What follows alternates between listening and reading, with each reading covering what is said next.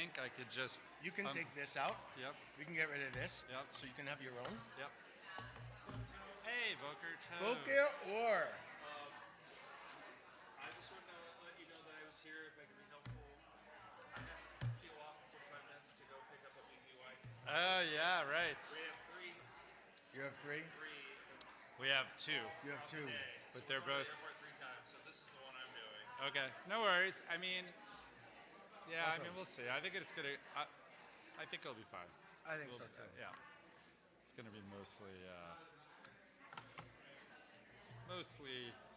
just a bunch of questions that I'm sure I won't be able to answer. Okay, so let's see. How much time did you want me to talk to? I don't know, just a few minutes. I mean, I was thinking like. I'm not sure how fast I'll go. I haven't really honestly timed myself, but I can't imagine me talking more than like 30 minutes. That'd be great. Yeah. That'd be great. I know we're scheduled for an hour and a half, but Well, it's good because usually in more recent days we've been cutting people off, so I'm glad. yeah. I don't really want to talk for Yeah. that long. Okay, so let's see. Oh, look. Oh wait, nope, I didn't plug it in.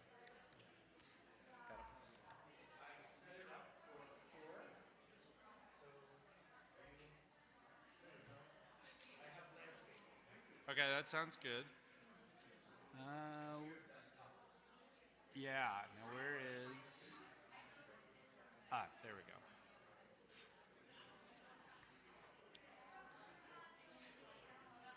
So let me... How come I'm not seeing the... No, I still have your... You're seeing my regular...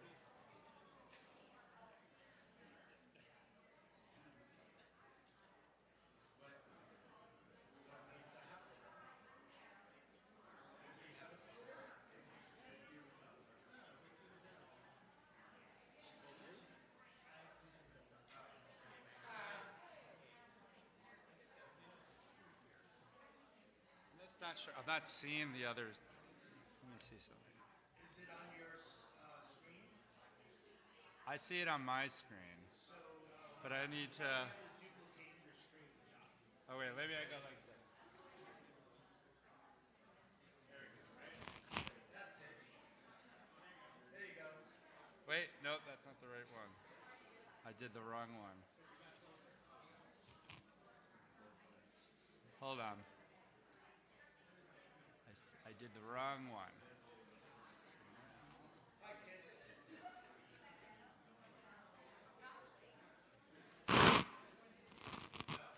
Yeah, I got it.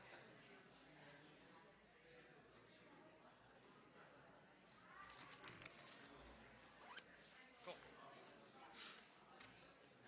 I wonder if...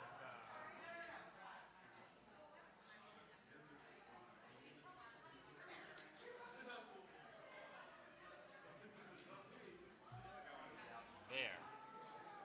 Well, Could I'll probably... give you a headset, and you can use this. Oh, I see, right, because I should talk with the... Yeah, I just feel like I would rather You need be... a mic. I need a mic, So I can because give you a people... headset. Okay. Yeah. You want to try that? Yeah.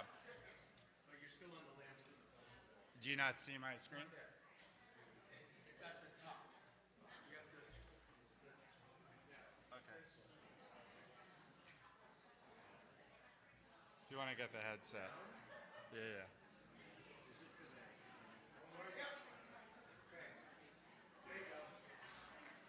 I wonder if I could just... Oh, that's good. Okay, ready? Madonna.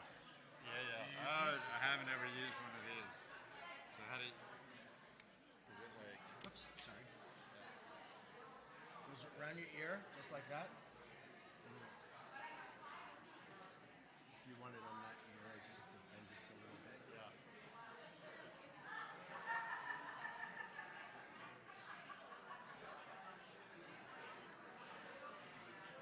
Okay, now put it on.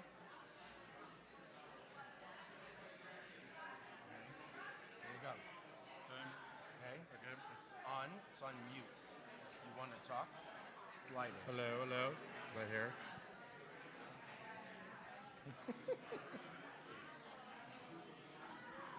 Okay? Hello?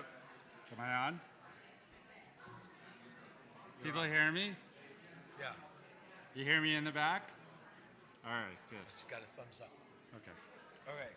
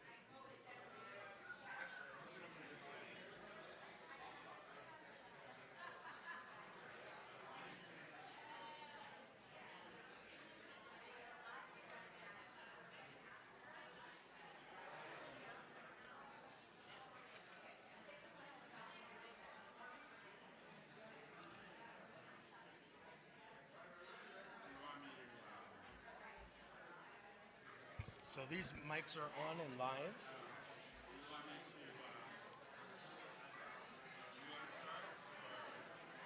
You can start and do whatever you want, and then I'm ready when you are. Okay.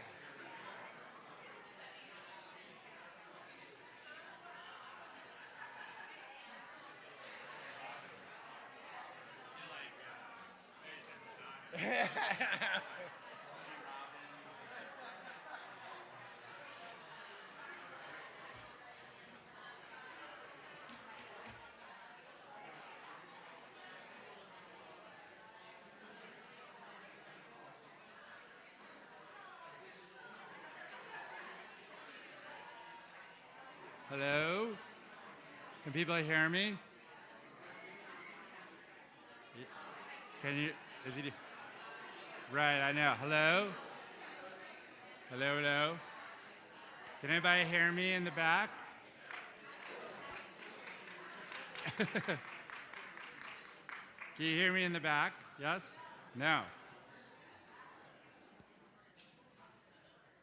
Loud, can you hear me now? A little bit better? Okay.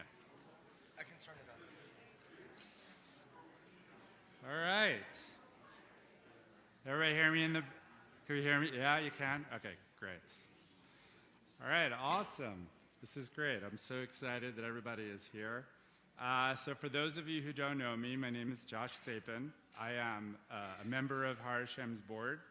I've been a member of Har Hashem for, can't count how many years, but as many years as Rabbi Green has been here for sure. Both my boys have been bar mitzvahed here. It's a major part of our community, and I'm super excited to be here today.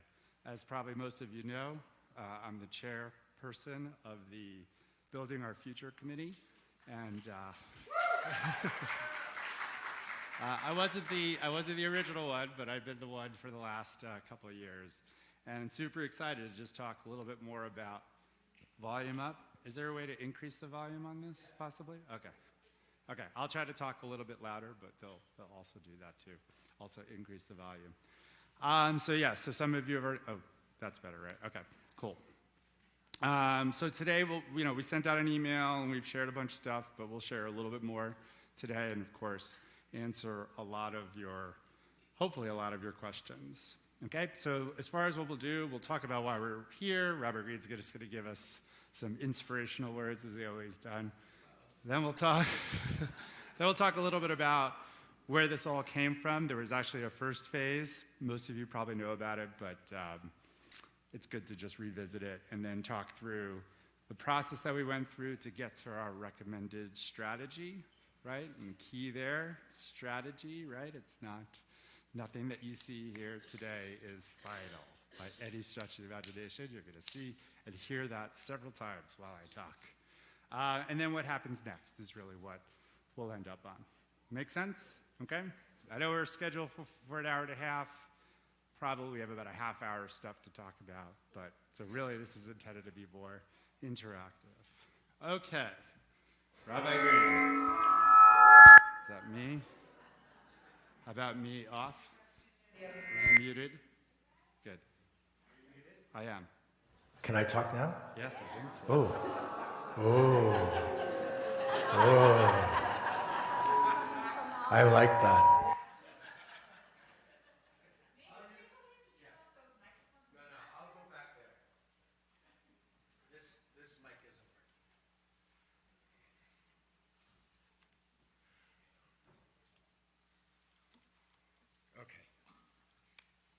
Hi, friends. So, it's so good to see you. It's nice to be back. I miss napping during my sabbatical. That was kind of fun. Josh has about 30 minutes or so to share with you, so I took the other 30 minutes all right. Listen, this is a lot. There's a lot for our congregation. And for some people, it makes us a little nervous. Some people makes us a little excited. And I want to kind of shape a little bit of what we want to, of how we want to encounter each other here a little bit. So when we open this conversation, I'm going to ask a few things of everybody. First, let's create a brave space. Brave space means that I get to share certain things that I feel, even if it is going to be challenging, but without trying to engage in any kind of harm. I'm going to ask us to be present and to listen carefully and to listen openly. We're going to ask each other to check our egos and bring curiosity. Recognize that we're all looking for what's best for our congregation. Give people the benefit of the doubt about their intentions, whether it's folks on the team that's been working on this or others in the congregation. When you speak with your fellow congregants, speak your truth in ways that respect other people's truths.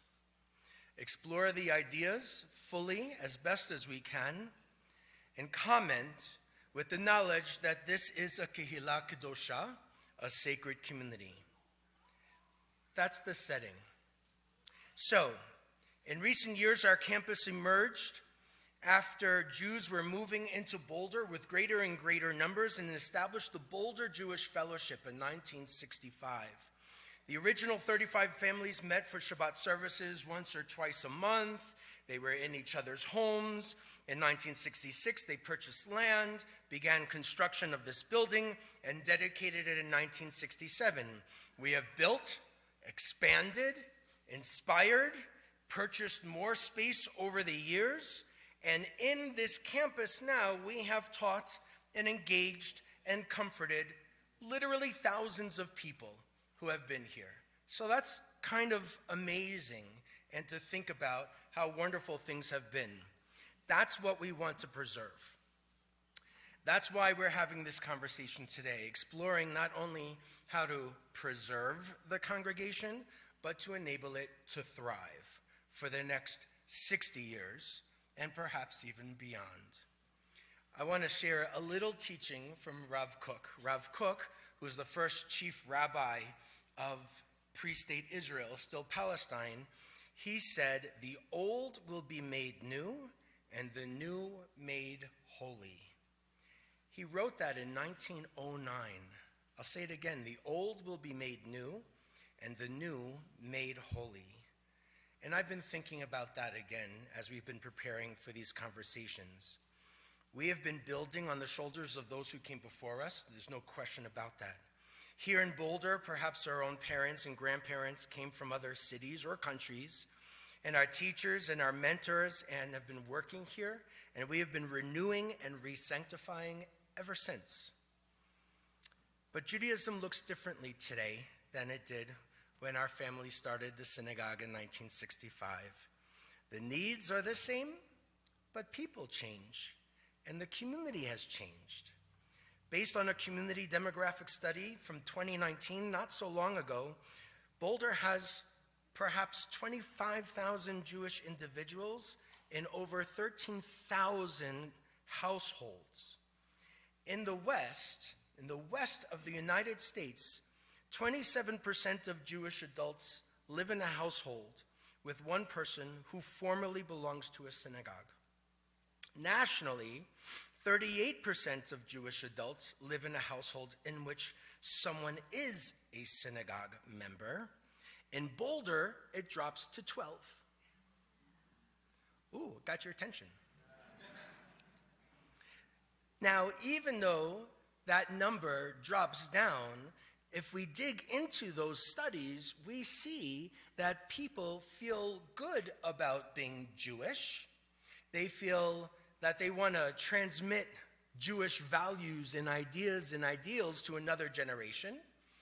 And for those that are not connected to synagogues, 72% say that they're irrelevant to our lives. So, the Jewish population has grown considerably. Those who live here are looking for things that are a little different than either what they grew up with or certainly what their parents have grown up with, and expressing different needs and different identities. My growing up, I was an American and I was a Jew. I had kind of two options. Now, younger people feel like they have multiple, and not so younger, but multiple identities, and being Jewish isn't the privileged one among several. So we have some things to think about how we're going to do this work. We have been working towards this moment for the past 7 or 8 years with a new vision statement, a strategic visioning plan. We have been learning more and more about community and becoming a community of belonging and relevance and meaning to a complex congregation in the last few years too. And one of the things that we've been sharing is we hope people, when they encounter here our vision, we haven't yet hit it yet. I think we're on the way. But our vision includes that people here are going to be noticed, named, known, and needed. Think about that. Noticed, named, known. That throws you off because it's a K, I know. Known and needed. So now it's time to think of the future of Judaism in our community and the future of Jewishness in our community and how we're going to be a part of it. For this conversation, we need to discuss our buildings and how we use them to gather. But what we have right now prevents us from gathering effectively and seamlessly. We have no place that is big enough to have large events when we want to bring our community together. The big room in the south building, once we took the carpeting out, when we purchased the church, the floors are great, but everything bounces off, the sound bounces all around the room. We often can't fit in this building. It's a challenge, and sometimes there are problems moving from one site to another, especially in the winter with ice and snow and traffic, including from the neighborhood when they try and cut through. The south building has no fire suppression system. Our students are across the campus on Sunday mornings, which raises additional security challenges. Not all of our heating cooling systems work seamlessly or the most efficiently. We received a reserve study, we commissioned a reserve study in 2018 where we saw what all of our capital issues were, and in 2018 numbers, in order to address everything that we ought to, it turned out to be $1.1 million. So maybe it's a few $100,000 more today in our current numbers. So what we need is not just to change the building or renovate. We need to build a structure that is going to help us structure belonging. Physical space is more decisive in creating community than we realize. Most meeting spaces are designed for control, negotiation, and persuasion if we think of our conference rooms and our offices. Although the room itself isn't going to change per se, we always have a choice about how we rearrange and occupy whatever room we are handed. Community is built when we sit in circles, when there are windows, which we have none downstairs, and the walls have signs of life, which is a struggle in our synagogue. Where every voice can be equally heard and amplified when we are all on one level and the chairs have wheels that swivel, so we can move and see each other. When we have an opportunity to design new space, the same communal consciousness applies. We need reception areas that tell us we are in the right place and that we are welcome. Hallways wide enough for intimate seating and casual contact. Eating spaces that refresh us and encourage relatedness. Rooms designed with nature, art, and for us, mountains, and citizen-to-citizen interaction in mind. And we need large community spaces that have those qualities of communal intimacy. Finally, the design process itself needs to be an example of the future we are intending to create. The material and built world is a reflection of connectedness, openness, and curiosity of the group gathered to design the space.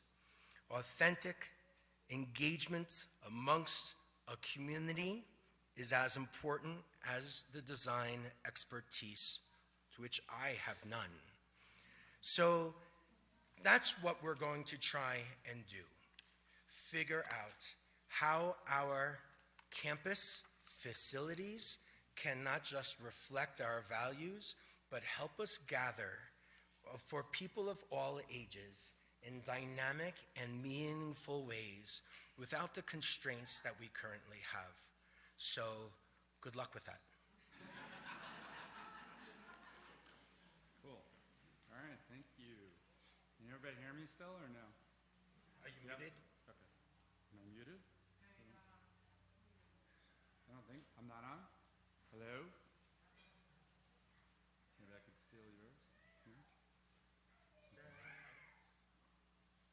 Hello? Hello? No? The other one? Or this? Yeah. The actual one. Okay. I'll do my best to screen around that. Okay. Awesome. Now we hear me? Yeah? Okay. All right. I like to walk around, so if you're not hearing me, yell and scream, right? Okay. I can walk like this. I don't know. Anyway, well, so that was really great for Rabbi Green to kind of start us off with that, to kind of give us the idea of, really the questions that we've probably been asking for years about how we gather and how we use our space. And so this is maybe not working, I'm not sure. Yeah, maybe I'll do that. Yeah, well, I wanted to move around and kind of, so let's see if that works. I'll do my best. So not trip. Yeah. Okay. Sweet. Okay, so this journey that we've been on is not new. And in fact, back in 2022, I think I have it right. I saw Jim here somewhere. Did I get that right? Is it 2022 that we started? I don't know. It seems a long time ago. There was an opportunity for us, along with Bonei Shalom, actually to go to Boulder Jewish Commons, which is more commonly known as where the JCC is, right? And so we did a bunch of investigations and experiences between the congregations to kind of pursue that idea, right? I think, does everyone remember that? Most of us, I think, have been here for that. But, and maybe you didn't know this as well, we also did some investigations separately from, should I walk further back? Okay. About our campus too, right? When we started to ask some of those questions, one of the primary reasons why we did that during this phase was to really try to figure out what could be done with our campus, not necessarily for us, right? Because if we were going to move to the Boulder Jewish Commons, we were probably going to sell this. So a lot of the focus was around that. Of course, I think most of us know that we ended up not going with Bonei to Boulder Jewish Commons. They're actually going on their own. And so when that ended, the question that we had was, well, we didn't really fully answer the question of what we could do with our campus. And so that was what we're calling phase 2, the phase that I've been part of for the last couple of years, excuse me, was about, really, which was, we did ask some of those questions and we answered some of them, but really to take a hard look and say, okay, what could we do with the property that we have here, right? Does everyone remember that? I think I've even talked a little bit about this to much of that audience. So part of that process was to create a subcommittee where you can see the folks here.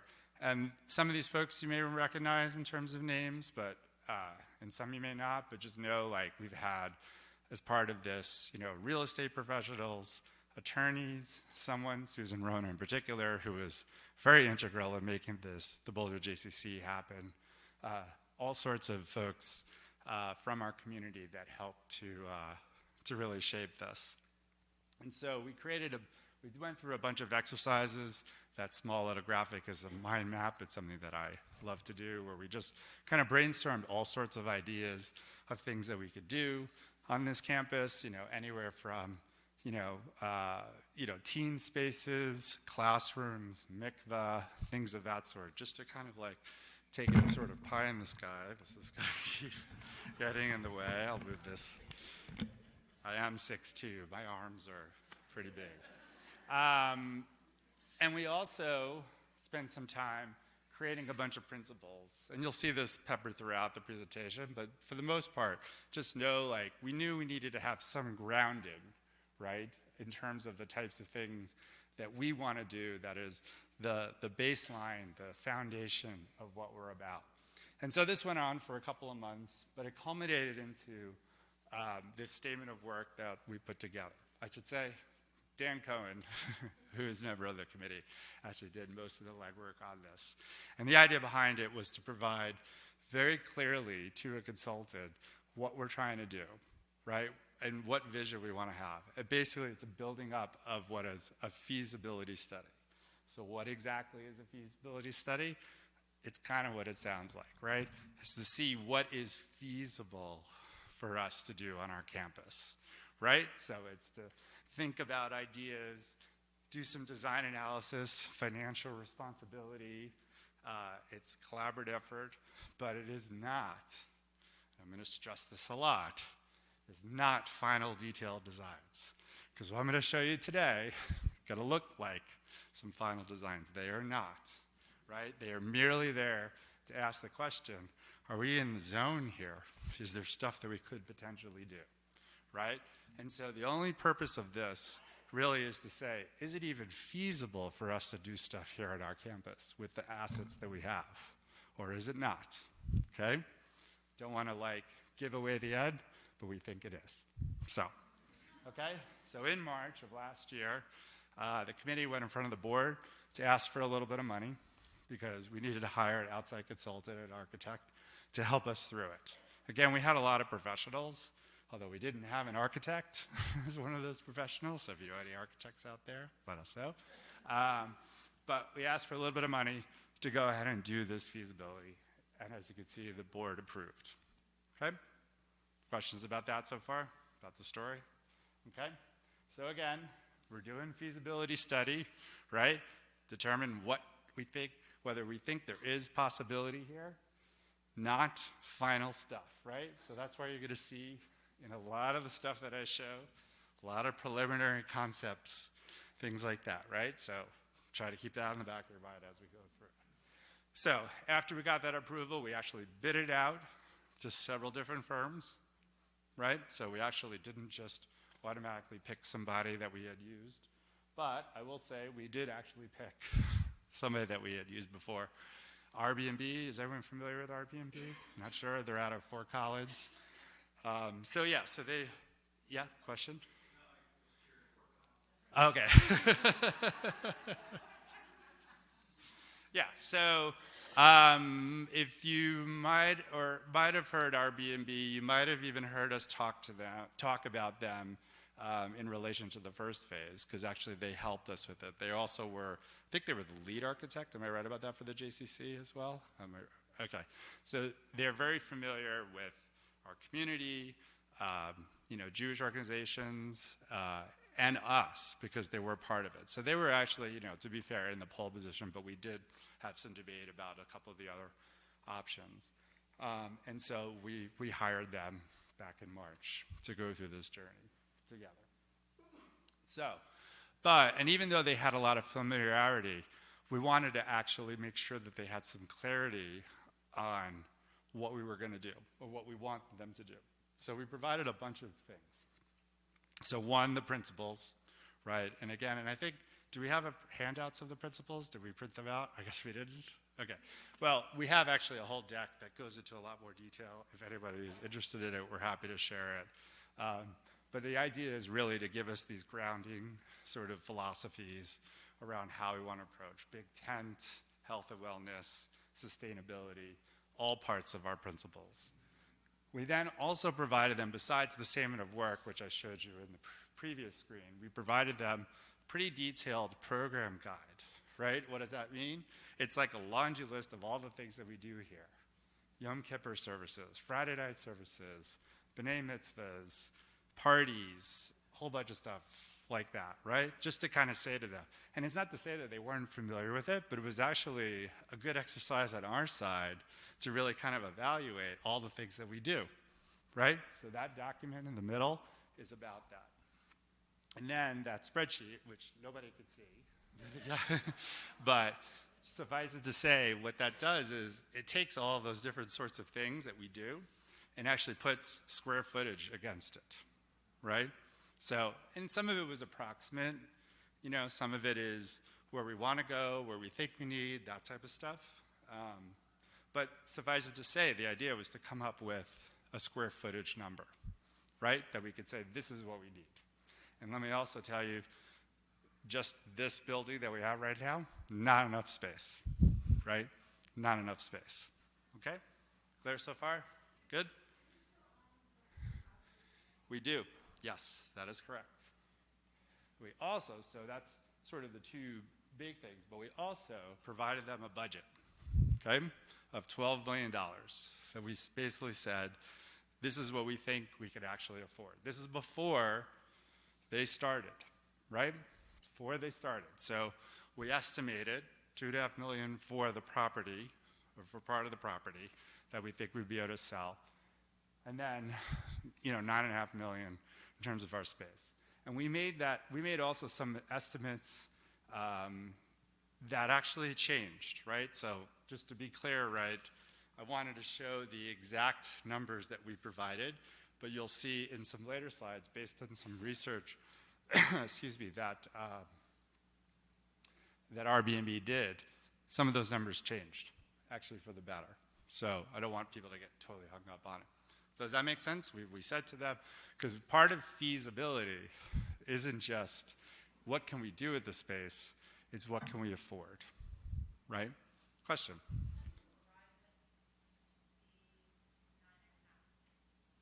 That's, Rabbi Green might be able to explain a little bit better than me, but you said for the 9.5, right? Specifically for the amount. It's in part looking at previous fundraising efforts, what we know about some of our larger donors, what we think we can get from the entire community. So it's a swag, right? I'm not going to say that that's an exact number, right? And as you'll see, one of the things we have to do is evaluate how real that is. But we had to start somewhere. And, I don't know if there's anything else to add, but, we did some initial sort of gut checks. Oh. Yeah, all it really says is that, so there's two colors of blue, a dark blue and a lighter blue. The bar goes up to $12 million. All it says is that $2.5 million, which is the dark blue, is about what we think we can get for properties that we have of selling, and then $9.5 million for fundraising. Okay? Good. What's the assumes no debt? Why assume no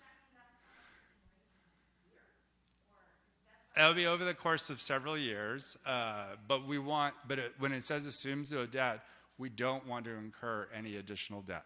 I think most of us know that with the big the big fundraising campaign of a few years ago, we wiped out all of our mortgage debt, right? Does everybody know that? Yeah, which is a huge accomplishment, a great thing for us. We don't want to go backwards. So assumes no debt means it's all fundraising within 5 years. Something like that, yes. I mean, I'll say it, I don't want to get too much in the weeds, like, and I'm somewhat less familiar with this type of process, but you do have to raise sometimes take out small short-term loans to kind of pay for things along the way. That's very, very normal. But we're talking about like long-term debt. Yes?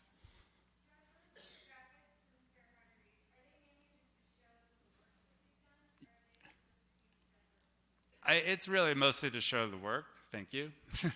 I'll give you something a little bit later for that question. But by all means, we're happy to share some of this stuff. Yes. I think that it's been a while since we talked about that, but I think it's an estimation of what land we would potentially sell. It's at this moment that we were doing it, it wasn't an exact estimation. I think we were. Say it again. At this moment of the journey, we didn't know.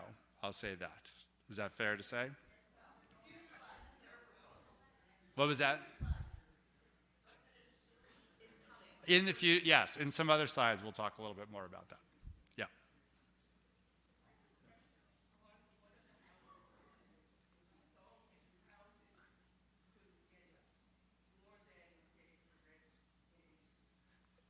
So is the question, if we sold the houses, could we get more than rent? Is that what you're saying? What kind of? I'm not sure of exactly those numbers, but that is, selling the houses is part of the estimations that we've been doing around that. I'm not sure that answered the question.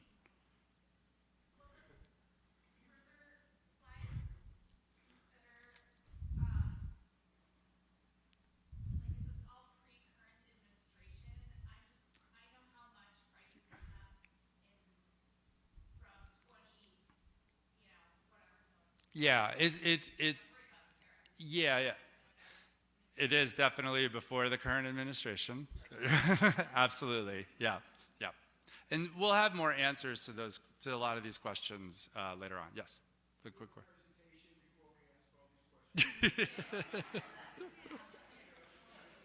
Yeah, fair enough. Cool. Okay, so around April-ish, I would say, we started with Airbnb, and it was a very collaborative process, and basically what this is trying to show you is like we didn't just throw all the stuff at them and they came up with an answer. It was a series of meetings, series of conversations, series of analyses that we did in order to get through some initial ideas. And so to that, there's really kind of like a way to kind of look at this. There's really sort of a continuum of around 3 different types of ideas, from limited, right, which would just be like renovation of the space that we have, all the way to basically gutting everything and building from new, right? That's what the new intensive. And of course, something in between, right? So all 3 sort of types of scenarios were evaluated. And so, intensive and limited, those 2 on the ends, were definitely considered, right? But they didn't really yield a lot of fruit. With the intensive side, while it was very tempting to just like build a brand new building on the south side, because that's where a lot of people like the view and things like that, it's hard to see in this. Again, we'll share this afterwards, but the numbers just didn't work out by any stretch of the imagination. And then from the limited scenario of just doing renovation, I'm hopefully not offending anybody or telling you what you don't know already, but the South Building, not in great shape. Not in great shape overall. And then, of course, like things like, especially on, our Sunday school program, having kids to go back and forth, having a disconnected campus, not a great idea either, right? So those 2, almost from the beginning, if I remember the process, were pretty much thrown out. But they were investigated, right, pretty extensively, okay? And so we did investigate, more moderate, which again includes renovation, building some new stuff. And there were a lot of scenarios. It's again hard to see, but you can see I think there were maybe 7 or 8 just of the moderate types of scenarios. And these were two of them that were considered, and you can see there's sort of limitations of disconnected campus and concerns about, people coming in from baseline, things like that. But then we eventually landed on one that we'll dive into a lot more, right? Where essentially we sell off a lot of all the property of the south side, renovate, as well as add to this campus, okay? And we're gonna go into more detail. It's true, but that is very true, but the view from here, right. Yeah, no, it's a fair point that we did debate quite a bit. The view from here is actually still very good, and you'll see some stuff that we are trying to, that we're planning on doing that I think also helps with that. Okay, so again, just to be clear, it's a feasibility study. You're gonna see a lot of renderings. It's just sort of the initial. And so this is sort of the bird's eye view of what the campus could potentially look like, right? So this is where we are, right around here, right? We would build out a bit into the parking lot. This is also where the house that's on baseline would have to be built into some parking spots at various other things, as well as a lawn. And so there would be a tent and the other things. And we're going to dive into this in other ways, but this is sort of the overall idea. Does that make sense? Just kind of from orientation. The south building is not on. It's basically like down here. Okay? And all those are houses, all those that we come down, I mean, I know they're not ours, but I just wondered who would our neighbors be? The down there, it's a good question that we don't know the answer to right now. I believe so, right? At least, the one house that exists now on Pinion is, right? But I don't know about the other. Yeah. And so this is a slightly different view of it, right? This is more of a, architectural schematic. Okay. All of the orange that you're seeing, for the most part, is all new stuff, right? The sanctuary is, that's why I wanted the remote here. So we would be building to the west, right? And in there you'll see, I'll try to bring this with me. Sorry, west, yeah. Did I point that way? Facing the doors, yeah. Got it. And so to kind of give you a perspective, we have other diagrams that kind of go through this as well, but again, the sanctuary, this is the social hall, but we build out social hall. There would be over here, there would be additional space, so all of what's the open courtyard now would be enclosed, right? The entrance, which obviously is like right over here, now comes right over here, right? Meaning like essentially right where the parking lot is, which, I don't know, from my vantage point seems logical. The offices, which are all back here.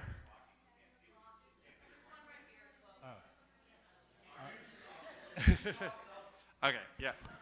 Oranges are offices. There's a meeting space as well.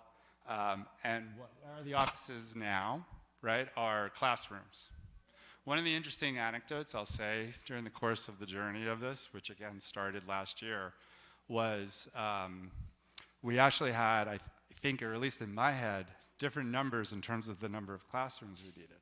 When we started the journey, we actually had fewer classrooms. I can't remember the exact number, but just know that it was less. But because our school has actually done quite well over the last year, thanks to Samara and all of that, we had to increase it. And so that's part of what you're seeing here is actually that increased in the classrooms. Let's see.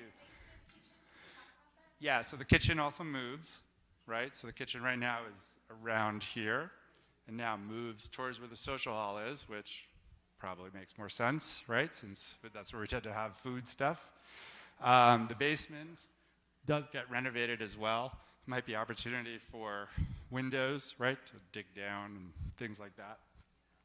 But it could also become some spaces like a Beit Midrash, right? So Beit Midrash, like kind of a smaller sanctuary space, not necessarily only that, right? One of the themes that we have and one of the directions we gave was to have multi-use of our space, right? So if you could, I think it's hard to see, like these little dots over here essentially mean like there's walls that can move. Like all of the classrooms will have walls that can move around and be reshifted to create larger rooms or smaller rooms or different types of spaces.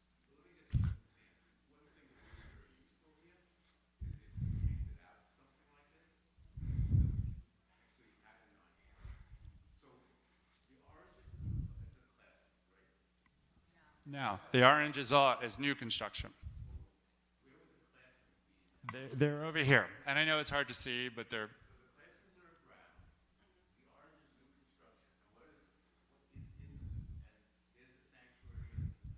Yeah,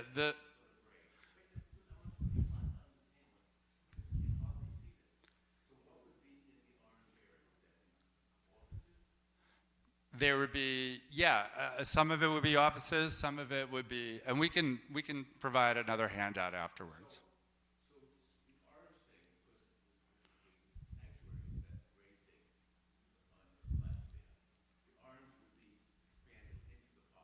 Correct. The main entrance is right over here. Yep.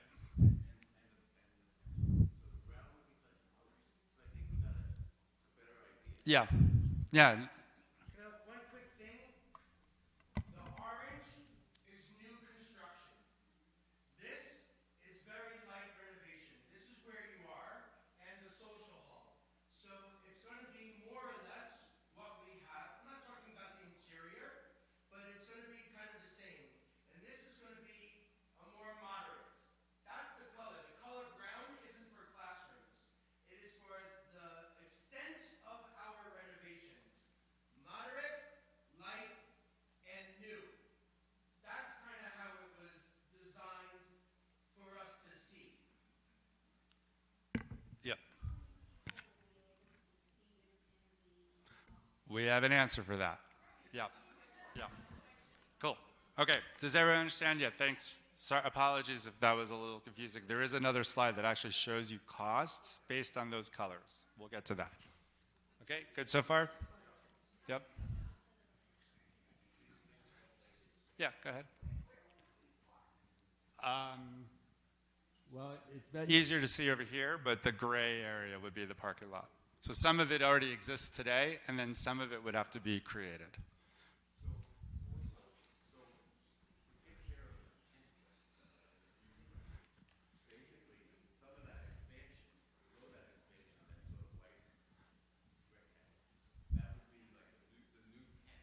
Correct.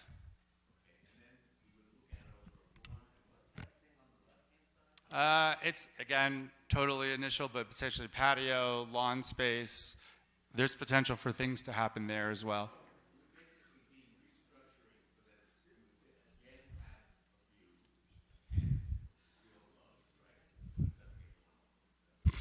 Right.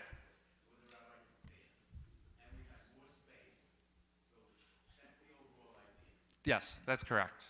Yes. Okay. So just to give you an idea, like we didn't arrive at that final design, initially, right? It took several weeks, several iterations to get to that point, right? And so these are just some of the considerations that we had thrown during that process to kind of get to that. So one of the things was enhancing the entryway. Again, I think, at least from the committee perspective, it was always felt a little bizarre to be walking into the middle, right? Our foyer is maybe not as inviting as it could be. And so that was one of the things that they did. Color coding is a little bit different here, but what this is essentially showing, that's the sanctuary where we are right now, and the expansion would be here, and the entrance would be right near where the parking is. Yes?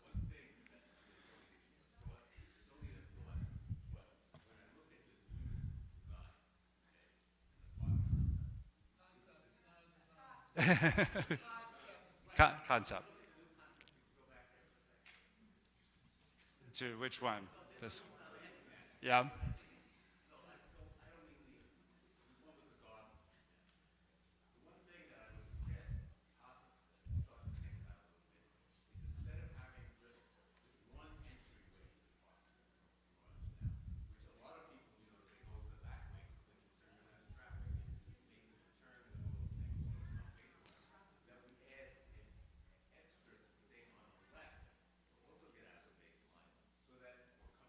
Could be, yeah. And again, like that's why this is initial concepts, right? More than anything. Okay, so entryway, right? I think we're clear about that. So then again, like I said, over the course of this project, you know, we needed to have additional classroom space to make sure that we accommodate that. And so, as you can see here, we increased it to, I think it's like 12 spaces or potential spaces, and so we were able to accommodate that in this space. And then this is going to be hard to see, but again, we'll share this out afterwards. But I think the question came up about how many people could actually fit in our spaces. So since it was asked first about the sanctuary and things like that, we put in 700, 800, which is the most that we typically have, which is around the high holidays. And so we can put with this design. To be totally clear, it's some of it will be either partially obstructed or obstructed as well, right? So like part of that calculation is in the downstairs space potentially, right? Where the Beit Midrash can seat, I don't know what that number is, but definitely several people. So we could either have a separate service potentially there, right? Maybe a more child-friendly service, or could be put a TV down there, right? The thing we didn't want to do was design for the 1 or 2 times a year that we needed it, right? And so we realized that this may not be as ideal, right, of being have one space. But again, in terms of making something sustainable and feasible, we had to consider that. But for sure, you know, each of those little boxes actually represents a chair, right? So again, this is all preliminary stuff. I don't know where my little preliminary thing went, but it's all preliminary. But yeah, please. The sanctuary alone and an expanded area around it would have 530 seats. 500 households. In this configuration, we have about 180. If we have theater style and go back, we can fit about 380. We put that's when during the high holidays, this would be on the table, on the bima. The table would go on the bima. We'd have people coming forward. We tried to make something more intimate when we don't need 400 people coming.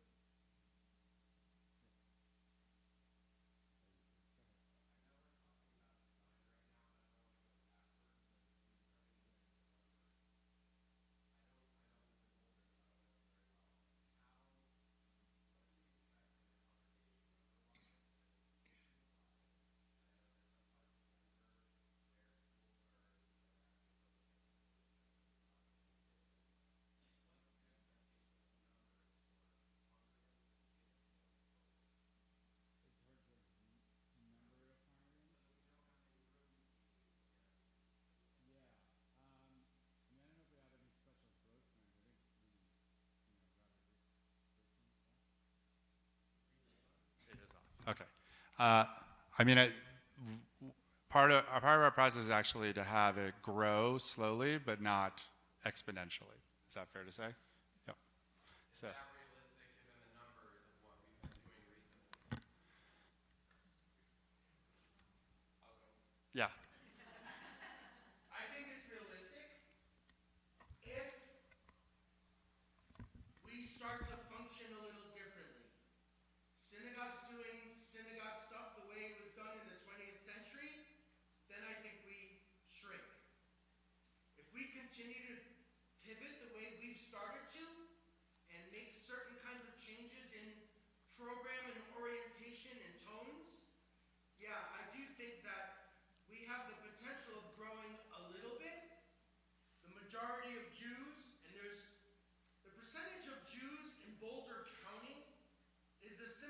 percentage of New York City. Not the numbers, the percentage. So we have the opportunity to grow if we start to think about what Judaism and Jewishness needs to respond to in the 21st century. And I think we're starting to do that. So I don't see us shrinking, although that is happening in lots of communities, to be sure. But I don't think that's where we're headed. We have a possibility of growth, but we're also not going to invest in a wish list that has no data to support it yet. So I think this is cautious, optimistic, and responsible. Did I answer your question?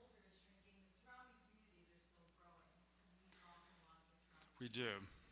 We do. Yeah, that is for sure. Yeah. Yeah, fair enough. Yeah, let's, one last question, then we'll keep going. Go ahead, Maren.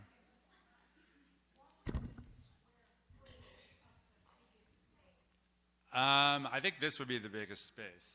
It's the sanctuary, right? And I don't know what the exact square footage is. Right, but it would be again multi-use, right? So those spaces. If we're just talking about one open contiguous space, this is it. Yeah. Okay. Why don't we go through the rest of it, and then there's definitely time for questions. Okay. And again. Right. Cool. All right. So just to give you, I don't want to dwell too much on it. We've already sort of talked about it. Those colors, like Rabbi Green said, is all based on amount of renovation and cost. So part of what Airbnb did was actually go out to one of their construction companies and get an estimate, right, of what it would cost. And all told, around $8.5 million. There is, if you'll see, again, we'll probably share these afterwards. There's another number which talks about what happens if you delay, right? So there's an increase in costs, 5% inflation, that type of thing. So even with that, we're still within a $9 million. And the reason why I bring that up is because if you think about from the overall project budget that we had provided of $12 million, just the pure construction costs should be about $9 million, and then all of what's called the soft costs, plant, all sorts of like city documentation, furnishings. FF&E is furniture, furnishings, and I forget what the E stands for, but it's like the interior design stuff. So all of that, about $3 million. So from a financial feasibility standpoint, like we've answered a lot of the questions on actual use of the space and can we fit a number of people and does it meet our needs, but from a financial feasibility standpoint, seems like we're in the zone. Okay. What was that? Well, I explained before. It's partially selling of land and partially fundraising as well. Say it again. Yeah, I am. Thank you. Yes, but it's tough. I like questions. Okay, so just a couple of other just renderings to kind of show you a little bit, right? So this is what the entrance could potentially look like, right? So the sort of this steeple here is like this part of the building. So this would be what it would look like from that vantage point. This is where that courtyard would be. A couple of other looks on it. Here's more of a bird's eye view of what that space would look like, right? Again, very, very, very, very preliminary. Okay? Good? Cool. All right, so, so again, we were pretty excited that we came up to this, but we know that, you can't just snap your fingers and this happens. So, we have to consider, some considerations, make sure that this congregation is ready for a multi-year effort. I'll show you a schedule of what potentially could look like. The North Building is okay for us to do. There are some concerns about the view on the south side and things like that, and we all have those concerns, but that the congregation would be okay with that. And then selling that property also would be okay.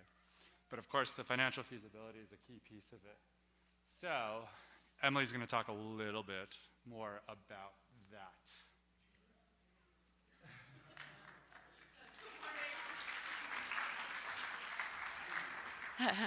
I didn't write anything. Oh, so loud. Good morning, everybody. If we have not met yet, I'm Emily Lanigan. I'm president of the Board of Trustees here at Har HaShem. I want to, before I even get started, thank Josh and the Building Our Future committee. If you can imagine, by all the questions that have already come, this work has not been easy, and it is not small, right? And so a lot of time, a lot of effort, and a lot of thought has gone into this from this committee, and their work has been exceptional to see. And then also Jennifer is here as well. She is our new executive director, so if you have not had an opportunity to meet her since she started at the beginning of December, please introduce yourself. So I'm going to go back a little bit to be able to go forward. So as we're talking about building our future and what we envision this community and congregation to look like as we move into the future, we're also simultaneously thinking about how we as a lay leadership and also as an organization can really grow at the same time so that we can continue to be worthy of a place and space that we're asking for, right? That we're recommending to the community. And so one of the initiatives that we have embarked on this year has been through an organization called the Legacy Heritage. And so Har HaShem was chosen as a congregation to participate in this work that is really dedicated to two different things. One is strengthening our leadership team, so strengthening our board. There is a year-long fellow program that myself and Lauren Park, who's on the board and also secretary, have been participating in since September. There are monthly meetings, there are a lot of workshops. We have an individual coach that we meet with every month with the goal of being a leadership that is diverse and representative of the entire community. With this comes two separate grant programs. One is a $10,000 grant that was given to the board that is to develop the board and to develop a board initiative that we have identified through a large assessment of how we are right now. The second, which is more relevant to building our future, is a $100,000 matching grant. And that grant is to be used for the growth and sustainability of the congregation. And as we started to look at what we could use that for and where we felt maybe we needed the most support, we've identified that, particularly with building our future, number one, there's fundraising that comes along with that, right? Josh has introduced a potential $12 million budget. And yes, there are probably major gifts that will come with that, and there's also selling of the land, but there's also a vast amount of dollars that will need to be raised. Not only that, but as we then look at this new building, this new campus, and what we can potentially do with it, it's very likely that it's going to come with a higher operating budget. And so we have to consider how we continue to ask our community and how we continue to foster a community of giving at Har HaShem. And so with that, we have identified for the $100,000 matching grant that it is our goal to hire a fundraising and development professional. Somebody that can really take their expertise and lead us forward in this mission. We know that we have had capital campaigns in the past. We were very successful in our last annual campaign. That will need to happen again. We have Brit Tzedakah. We have initiatives and small programs and special programs that we raise money for. And we have to be able to look at all of these things strategically and with a long-term plan in mind. So relying strictly on volunteers may not get us to that point. And we understand that. And so, like I said, our goal is to use that $100,000 matching, which ends up being a $200,000 grant over 3 years, to hire a development professional who can help guide us into the next iteration of where we are going as a congregation. Do you want me to take any questions on that? Right now? I'm like, here we go.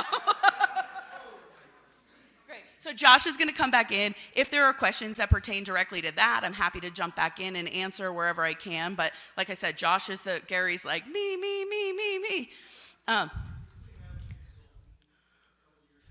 We have had a consultant a couple years ago. Yeah, and a consultant is very much helped to arm. It was a short term, right? They helped us with the annual campaign, which was incredibly successful, right? But the annual campaign happened once. I think Jim can probably speak to this a little bit better than I had, but the annual campaign prior to that had raised, I want to say, $86,000. We hired this consultant to come in and help arm some of us with the ability to launch maybe a better version of that and a better way forward.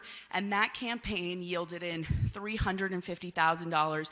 We were able to eliminate our mortgage, which is why Josh was so specific in saying that in this, our intention is not to go back into long-term debt and not have a new mortgage. That was $350,000, not $12 million. And so those two things are very different. And also, that was one campaign. And while it's helped to arm some volunteers, there really is a professional level of expertise that needs to come in when it comes to raising this kind of money and sustaining the operating budget as we move forward. So I'll let you go. Okay. Cool. All right. I just have a few more tidbits, and then we can get into all the Q&A. Cool. All right, so as I kind of alluded to before, this isn't something that you could just snap your fingers and make happen, right? It's already taken almost a year to get us to this point. And where we are right now is that first sort of light blue, which is that fundraising feasibility. Again, we think that we can raise $9.5 million. We think we may need some additional professional to help us with that process, but we need to be more confident before we feel comfortable taking that next step, right?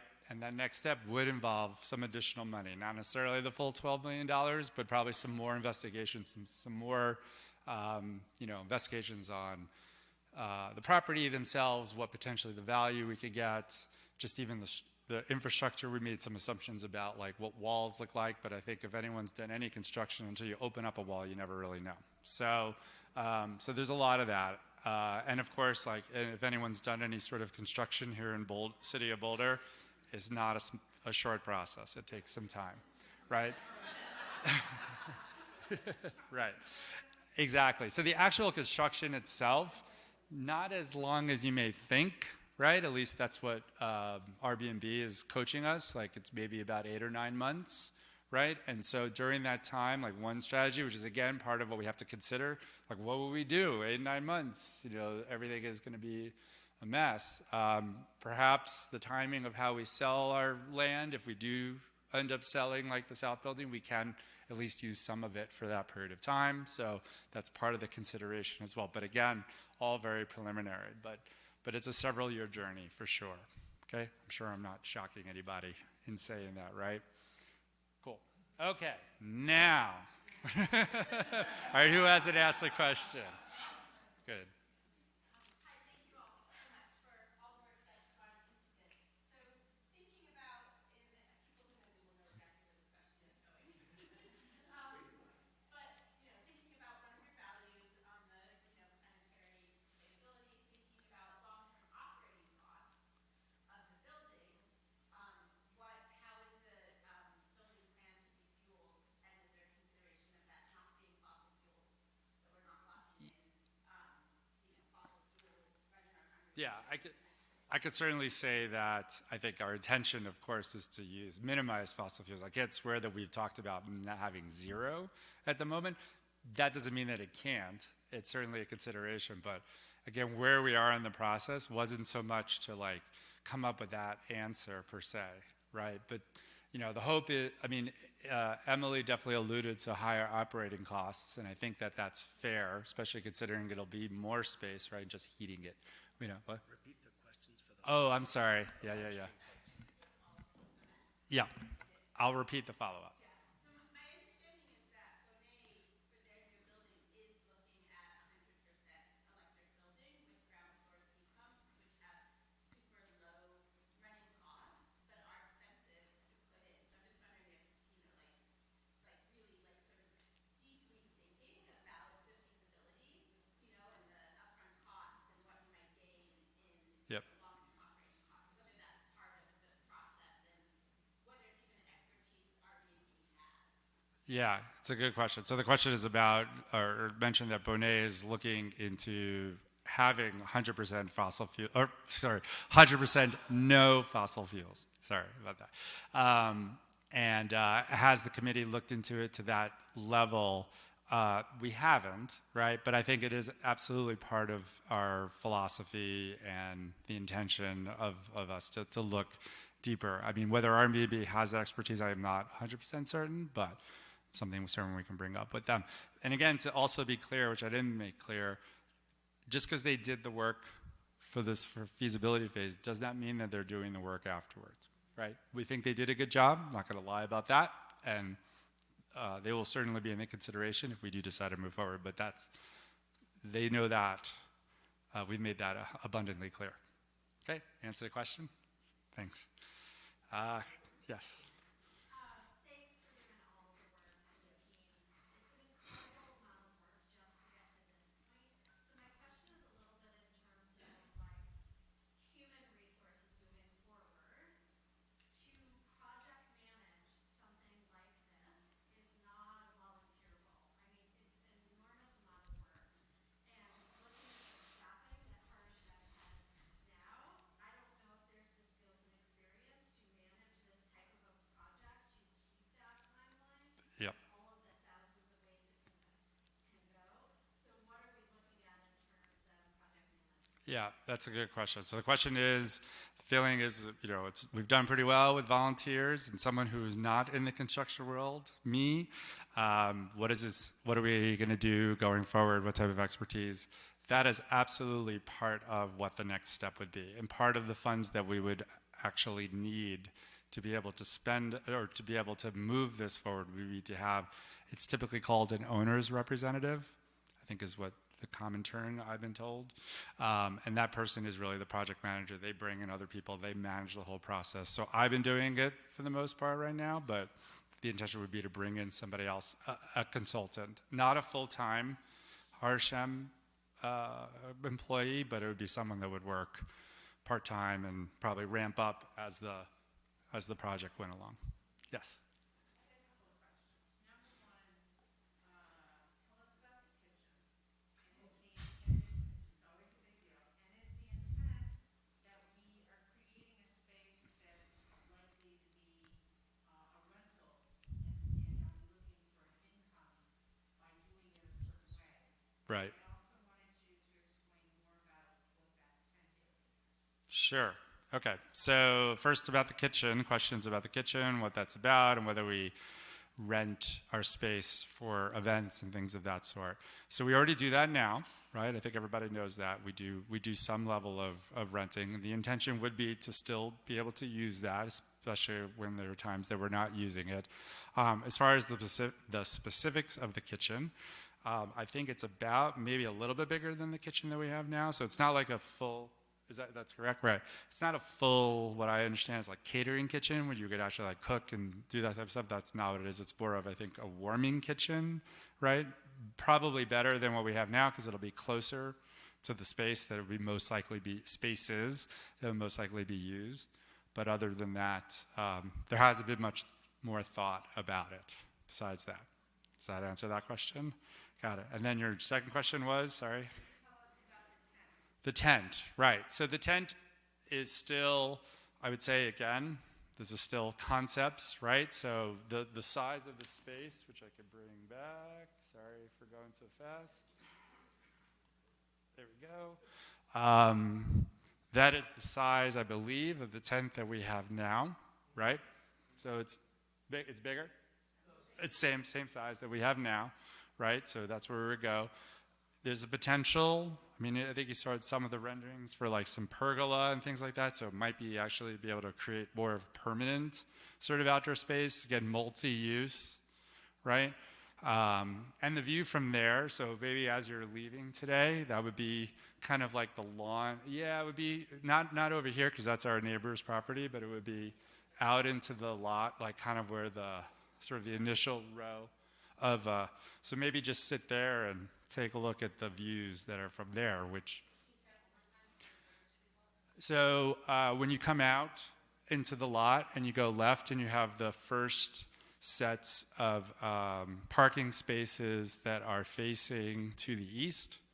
So that's where more or less the tent would go up to that lawn. You know, there's a big lawn, which is, I think, I don't know exactly where that line is, you know, where the lawn ends, where the property ends. I can't speak, I don't know if there's a way to figure that out.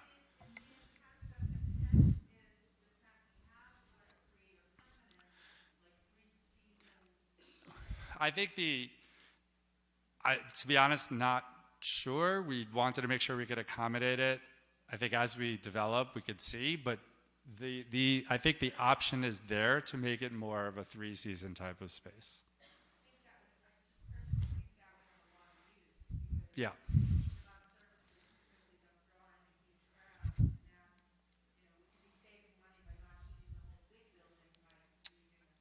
Absolutely, yeah. And I think we've all enjoyed just being outside, right, for services. Yes. Yeah. Thank you. I want to put I have a shout out and then a question. I really love the idea of having a professional do the fundraising. I work for nonprofits and work with professional development people, and they're amazing and they're innovative and creative in ways that like I think it'd be really hard to find a volunteer. And we also should be paying somebody to do all of that work.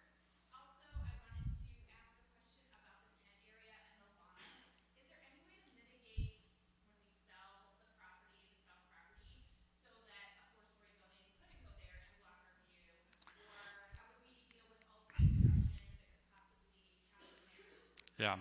So the question is, you know, how do we mitigate someone not blocking the view that we're hoping to have, right? And just even potential construction noise of whatever that property would be used for. And the answer is not sure, right? We're just not at that stage. The truth of the matter is there are different things that could be done with that property, and depending on who buys it, we'll have different options as well, or different ideas as well. Until we go down that route, we just don't necessarily know. So that is a risk, not gonna lie. Yes? So I know that the south building has tons of problems, but it does create an event space that accommodates a pretty large group during the furnace of the wedding. How big a crowd could an event in this iteration accommodate? Yeah, the question is, in the new layout, how many people could we have for an event, potentially? And I forget the exact number, it's in one of the slides, but I believe it's about 250. Okay, so that doesn't include, I think it's in, sorry, I misspoke, 216. So each of these is it's like a table. And there could be space here, right? So all that, so that's in tables. Okay, well, thank you. I know you've done, everybody's done so much work. So I'm Princess Getty, and I've been here 17 years.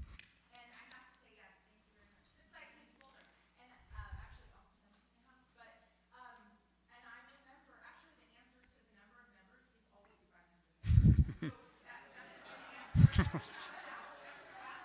But, no, right, but I'm saying that has always been the answer. Whenever I've asked, that's always been the answer. Anyway, but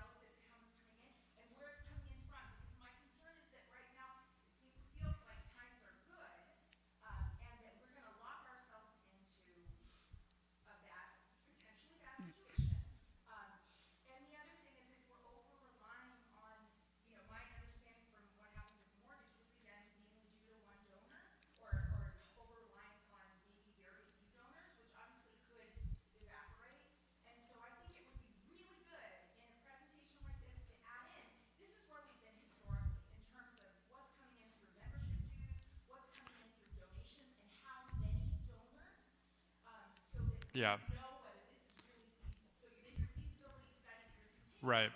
Get those up and say, look, this is what our operating expenses are going to be like, and we're going to be able to meet them. Yep. Yeah, so the question is about operating expenses, the history. We've been in bad situations. It'd be good to see some of those numbers and projections. The truth is, and I'm hopefully not talking out of turn, looking at Jeff, who's our financial treasurer.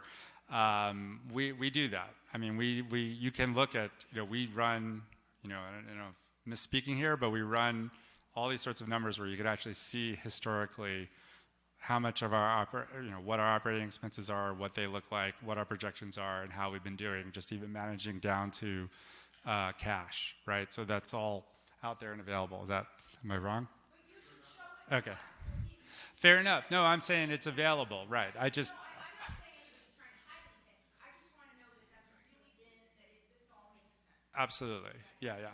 Yeah, go ahead. I love the comment of being here for 20 years and we've always been 500 households. Yes, and. So 10 years ago when I applied, it was for a 500 household congregation. We were really about 370. We are actually 500, 506, 503.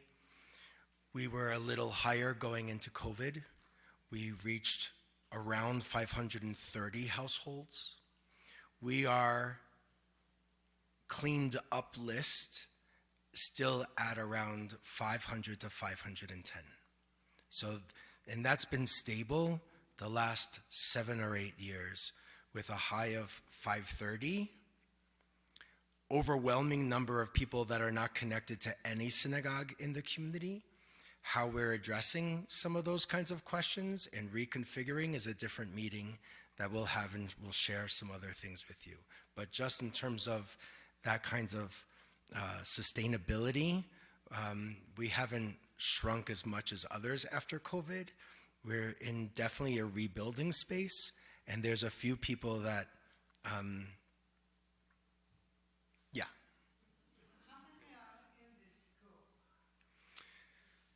Samara, are you here? I think from K through 12, I think we are approaching 200, most of which is in K through 7 here on Sundays, and that's around, I think, 140-ish, 150-ish.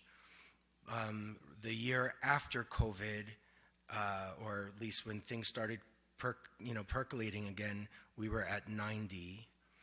And in the middle school and high school, we have different programs between madrichim, youth groups, as well as high school classes like confirmation, which is Sunzin.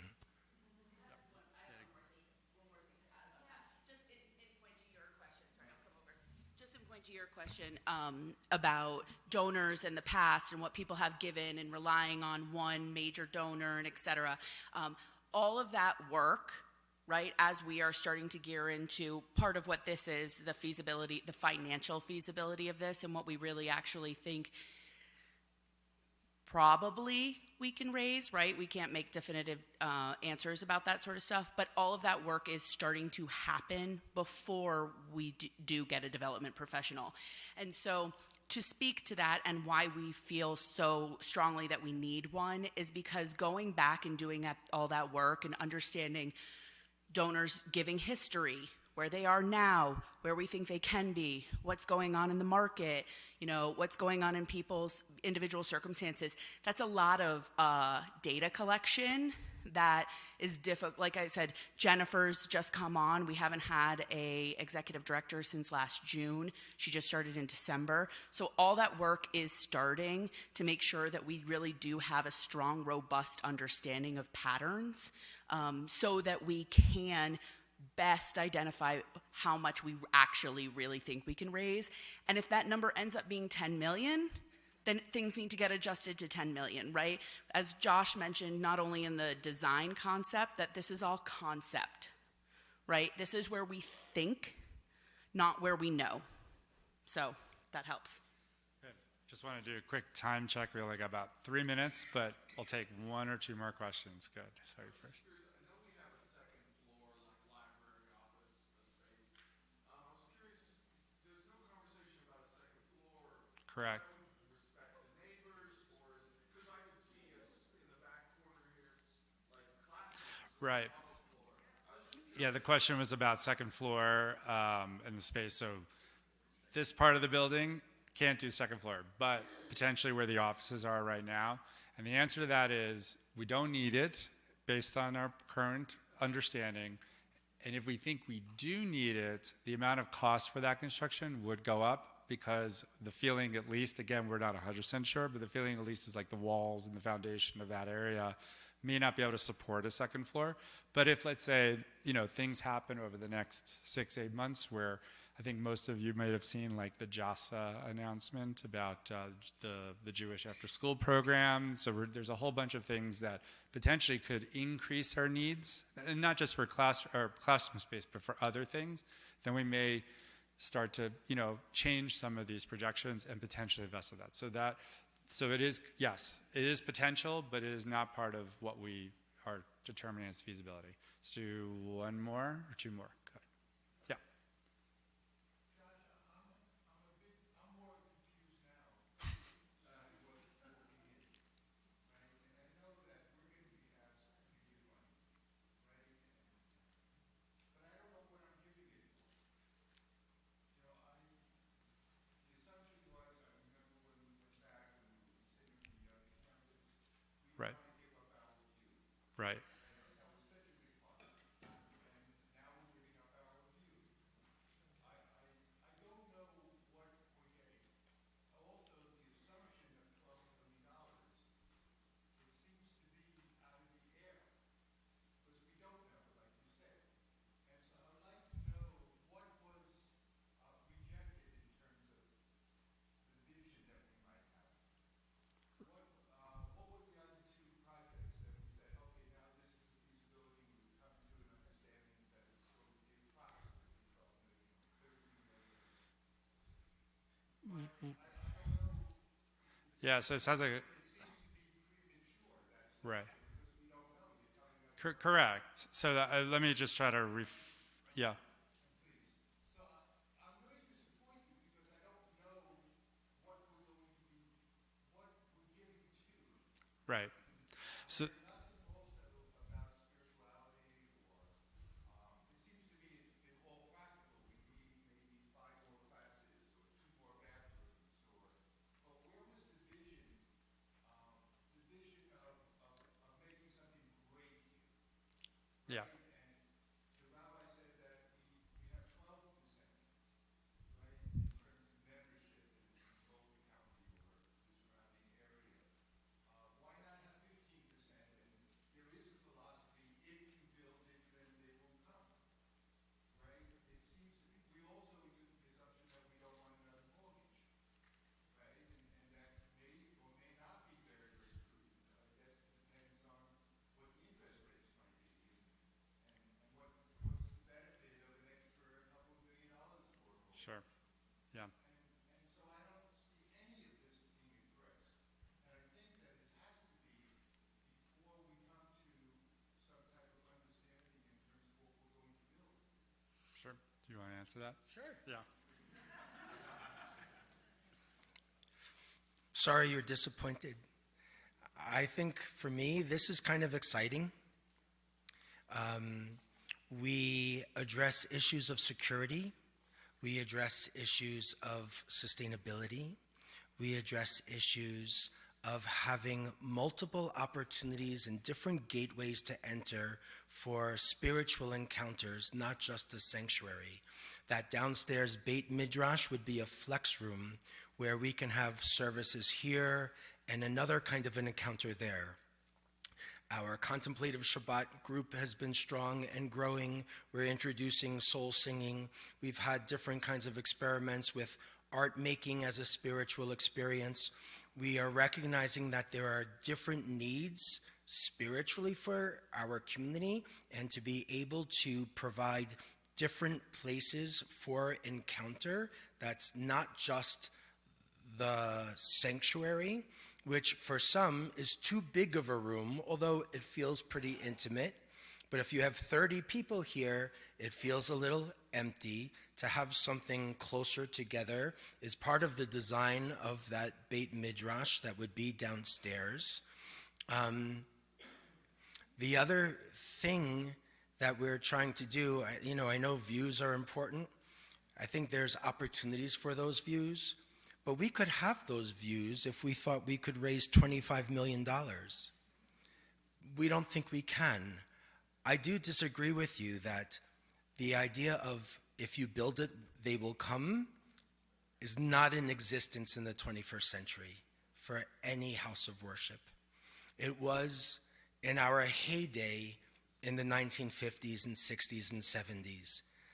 Construction and building slowed down dramatically throughout the country. And our folks in this particular part of the country isn't necessarily interested in fancy buildings the way maybe Atlanta or New York or other kinds of communities. And joining isn't necessarily part of folks who are 55 and under.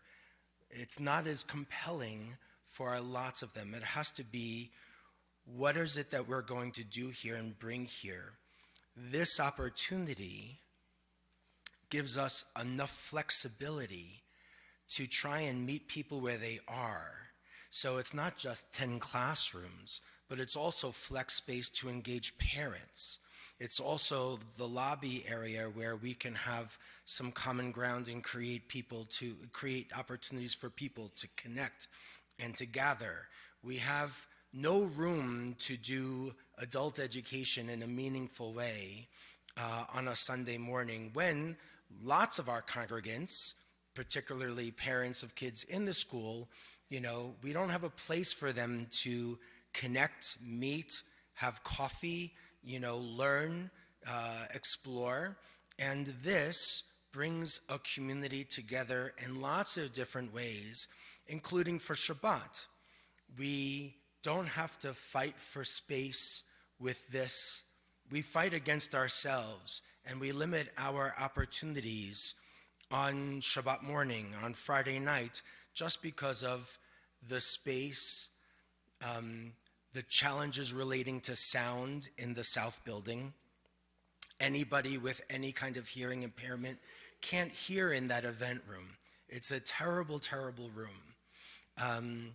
And so this gives us an opportunity to truly welcome, gather, experience, and encounter, and learn in ways that this facility we struggle with. We can explain some more to that, but I'm happy to do that separately. I actually think this addresses a lot of your concerns, except the clear view from the South Building when the tent was there, right? If we learn we can raise $20 million, then maybe we have a different conversation. Maybe there are some things that change and we support our endowment in order to be responsible. The $9.5 million wasn't also just chosen to make a good presentation. We have talked with a handful of people. We have a sense of a few major gifts that are not committed, but are possible. And that those kinds of leadership gifts might bring us to a very positive place, thinking that the congregation as a whole can do its part. So those are the things that we've been wrestling with. So, thank you, Rabbi Good. Since we're already at time, I think we'll maybe close the open Q&A, but I'm happy to stay until the Super Bowl starts. Sorry? Oh, is that where? Yeah, go ahead. Sorry, one last thing. Thank you guys again so much for coming and your commitment. One last thing, as you guys are heading out, there is Shira, who is our community engagement director here at Har HaShem, has put together an informational booth that's going to be out in the social hall area that is going to allow people to engage and understand some of the different volunteer opportunities that there are here at Har HaShem. If volunteering is something that you're interested in getting into, if there's an area that you're interested more so than others. And so please stop by. There will be board members there to answer questions about volunteering in different ways that you can interact with the congregation. So thank you so much. Thank you.